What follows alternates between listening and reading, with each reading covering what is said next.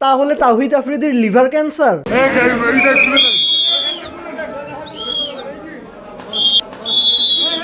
আমরা বিজ্ঞ আদালতে বলেছি যে তৌহিদ আফ্রিদি একজন মিডিয়া ব্যক্তিত্ব এবং শারীরিকভাবে সে অসুস্থ, সে লিভার এবং ক্যান্সারে আক্রান্ত হয়েছে। আমরা জামিন চেয়েছি। এই উকিলটা তো ভুল বলতেছে, তাওহিদ আফ্রিদির লিভারে না পুট ক্যান্সার। সো তাওহিদ Afridi has been arrested. Great না নিউজটা? বাট আমাকে অনেক আফসোস লাগতেছে আফ্রিদির জন্য, কেননা আজকে যদি শুধু তার নামটা তাওহিদ আফ্রিদি না হয়ে মিরাজ আফ্রিদি হইতো তাহলে তাকে পুলিশরা হাতকড়া পরাইতে পারতো না। আফসোস। ড্রাইভার কি পাবলিক? বুঝতেছি না, আফ্রিদি তো উমরা হজ করছে, তাহলে এর পিছনে পুলিশ লাগলো কেন? তার কি এমন দোষ? সে তো শুধু আওয়ামী লীগের চাটতো, মানুষকে মারার হুমকি দিছে, কয়েকজনকে ধরে নিয়ে গিয়ে পিটাইছে। বড় লোকের মাঝে আবার এগুলো অপরাধ নাকি? তার উপর সে করছে উমরা হজ। ইসমি আব্দুল জলিল। মানে আফ্রিদি এমন কন্টেন্ট ক্রিয়েটর যার ভিডিওর থেকে রিয়েল লাইফের কাণ্ড কারখানাই বেশি ফানি। ড্রাইভার কি পাবলিক? দুঃখ করে কি করবে কও? ভাগ্যের লিখো না যায় খন্ড। আমি তো সেটাই ওয়ালেটটা আমার ওয়াইফকে দিলে ভাগেটা বেক এটা একটা সানসেটে গিয়ে এটা আমার ওয়াইফকে দিত স্যার। এটাও ধরেন স্যার। না আপনার ভাই আমার বেক। হ্যাঁ ওয়ালেট আর আমার বেকটা প্লিজ। ভেপ পাগলু আফ্রিদি। আফ্রিদি ভেপের নেশায় আসক্ত, তাই নেশা থেকে দূরে সরিয়ে পুলিশরা তাকে স্বাস্থ্যকর খাবার ডিম খাওয়াচ্ছে। আচ্ছা, আফ্রিদির কাছে ভেপ পাওয়া গেল, বাট তার কাণ্ড কারখানাগুলো তো শুধু গাজার পিনিকেই সম্ভব। কি জানি বাবা, বড়লোকরা হয়তো গাজা ফ্লেভারের ভেপ খায়, গাঞ্জা খায়, এই কুল পাই না। আর আফ্রিদির ওয়াইফ নাকি 6 মাসের প্রেগনেন্ট।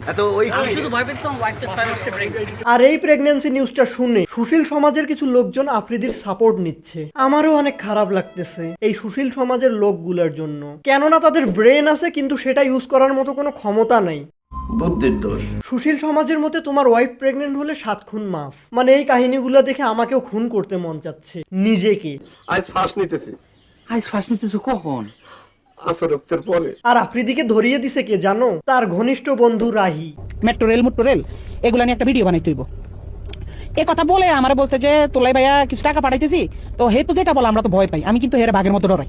আমি না, আমাদের টিমের সবাই তার বাঘের মতো ডরাই, কারণ মানে সে অন্যরকম মানুষ ভাই। সে ক্যামেরার ভিতরে একরকম, কিন্তু ক্যামেরার বাইরে খুব ডেঞ্জারাস একটা লোক। এতদিন জানতাম যে বন্ধুরা সাপ হয়, এখন দেখতেছি যে বন্ধুরা হাতিও হয়। বাট এই বন্ধুদের ক্ষেত্রে কিন্তু আমি অনেক লাকি। আমি 100% শিওর যে আমার বন্ধুরা কখনো আমার সাথে বিশ্বাসঘাতকতা করবে না। আমার বন্ধুদের নাম হচ্ছে depression, loneliness, bad luck.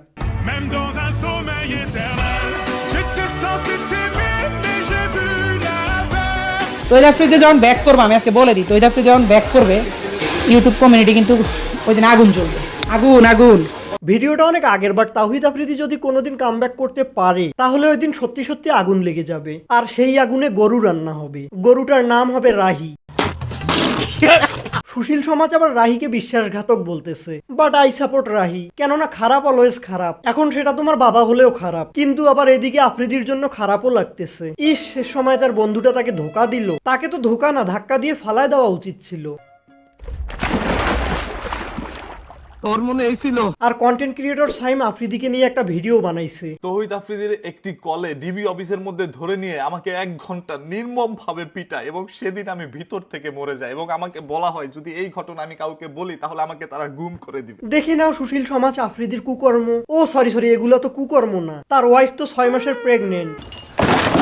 But Afridi মনে হয় তার ইউটিউবের সব থেকে বেস্ট কন্টেন্টটা এবারই উপহার দিল। তো গাইস, এই প্র্যাঙ্কটার জন্য যে আইডিয়াটা আমার মাথায় আসে সেটা হচ্ছে আমাকে বাসার ভিতর থেকে একটা পুলিশ অ্যারেস্ট করে নিয়ে যাবে। এক্স্যাক্টলি, জাস্ট চিন্তা করেন আমি যখন অ্যারেস্ট হবো তখন আমার মায়ের রিঅ্যাকশনটা কি হবে, ওইটাই আমি দেখতে চাই।